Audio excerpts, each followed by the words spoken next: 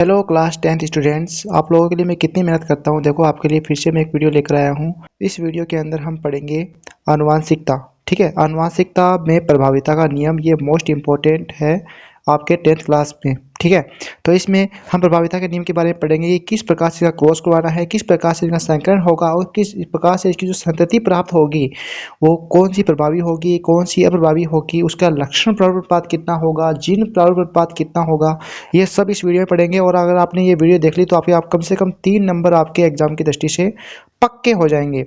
चलिए शुरू करते हैं। तो सबसे पहले हम बात करते हैं कि ये जो प्रभाविता का नियम है ये देने वाला वैज्ञानिक कौन था। तो ये देने वाला वैज्ञानिक था ग्रेगर जॉन मेंडल। महान वैज्ञानिक थे, ये ऑस्ट्रिया के निवासी थे। इन्होंने प्रभाविता का नियम दिया था। अब इसका नियम क्या बोलता है वो देख लो कि इसका नियम बोलता है लॉ ऑफ डोमिनेंस। जब दो विपरीत लक्षणों वाले माता पिता का संकरण किया जाता है तो F1PD में केवल प्रभावी लक्षण दिखाई देते हैं जबकि अप्रभावी लक्षण छिप जाते हैं। यही यहाँ पर इसका नियम है। मेन इंपॉर्टेंट बात यही पर कर दी है इसने ये बताया है कि जो लक्षण इसमें दिखेंगे ना वो तो होंगे प्रभावी और जो लक्षण नहीं दिखेंगे वो होंगे अप्रभावी।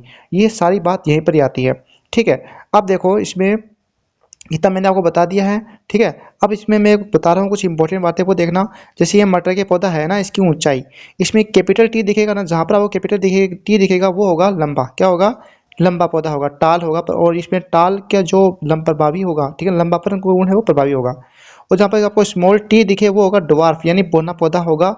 और इसमें बोना क्या होगा? अप्रभावी होगा। ठीक है, आपको समझ आ गया। जहाँ कैपिटल टी वो लंबा, चाहे छोटा स्मॉल टी हो वो बोना। ठीक है, ओके। अब देखो आगे। अब देखो इसका जो क्रॉस कराएंगे वो किस प्रकार से होगा। अब आप यहाँ पर देख पा रहे हो कि इसमें ये तो दिया हुआ है, ये है प्लांट जनरेशन। इसको पी से रिप्रेजेंट किया है प्लांट जनरेशन को। ठीक है, इसमें लंबा पौधा है, दोनों को कैपिटल टीटी से प्रदर्शित किया है और बोना पौधा को स्मॉल टीटी से प्रदर्शित किया है। ठीक है, अब इसने हमने इसको अलग अलग लिखा तो इसको बोलते हैं गेमेटेस, यानी जनक के रूप में लिख लेंगे कैपिटल टी स्मॉल टी। अब जब इनका क्रॉस होगा तो इसकी क्रॉस होने के बाद में जो इनकी संतति प्राप्त होगी यानी F1PD प्राप्त होगी, उसमें सभी पौधे क्या होंगे? लंबे होंगे। आप लोग सर कैसे पता लगा कि सभी पौधे लंबे हैं? तो मुझे पता ऐसे लगा कि जिसमें भी मुझे कैपिटल टी दिखाई देता है ना वो पौधा होगा लंबा। तो देखो कैपिटल टी इसमें भी आ रहा है, कैपिटल टी इसमें भी है, कैपिटल टी इसमें भी है और कैपिटल टी इसमें भी है। तो सभी में कैपिटल टी आ रहा है, मतलब ये सभी पौधे क्या है? लंबे पौधे हैं। तो ध्यान रखना जहाँ पर कैपिटल टी आएगा वो लंबा होगा। ठीक है, अब देखो इसमें जो इसका रिजल्ट आया है वो क्या आया है? वो ये आया कि सभी लंबे पौधे प्राप्त हुए हैं और इसमें प्रभावी लक्षण दिखाई दे रहा है। कौन सा? लंबाईपन का दिखाई दे रहा है। अब इसमें आगे क्या होगा? आगे इनका क्रॉस करवाएंगे। क्रॉस होगा इसका F1 सेल्फ क्रॉस। जो आपकी F1PD प्राप्त हुई है उनका आपस में सेल्फ क्रॉस कर देंगे, इनका इसी से क्रॉस करवा देंगे। तो देखो कैपिटल टी स्मॉल टी और कैपिटल टी स्मॉल टी, इनका आपस में स्वपरागण करवा दिया, आपस में सेल्फ क्रॉस करवा दिया है। तो जनक इस बार क्या होंगे? Capital T small T. जब इनका क्रॉस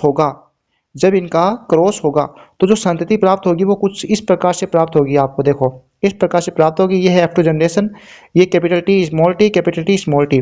अब देखो ये है कैपिटल टी, लंबा पौधा प्राप्त होगा, ये भी लंबा होगा, ये भी लंबा होगा, लेकिन इसमें दोनों स्मॉल टी आ गए हैं, इसलिए ये क्या होगा? ये होगा बोना।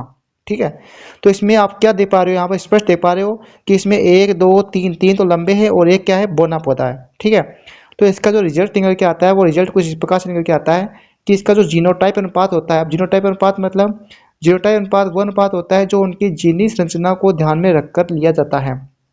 तो इनकी जीनी संरचना को ध्यान में रखकर जो अनुपात आ रहा है वो आ रहा है 1:2:1। ठीक है, और इसका जो लक्षण प्राप्त अनुपात आ रहा है यानी जो देखने के बाद देखने पर कैसे जो लक्षण दिखाई दे रहे हैं उनके आधार पर जो अनुपात आ रहा है वो आ रहा है 3:1। इसमें 3 तो लंबे पौधे होंगे और एक होगा बोना पौधा। ठीक है, अब 3 लंबे पौधे हैं और एक क्या है? बोना पौधा है। अब मैं आपसे पूछूं कि इसमें प्रभावी लक्षण कौन सा होगा, तो आप बता रहे हो 3 लंबे पौधे प्राप्त हो रहे हैं, तो लंबापन का गुण तो क्या? प्रभावी है। और बोना क्या है? अप्रभावी है। क्या है?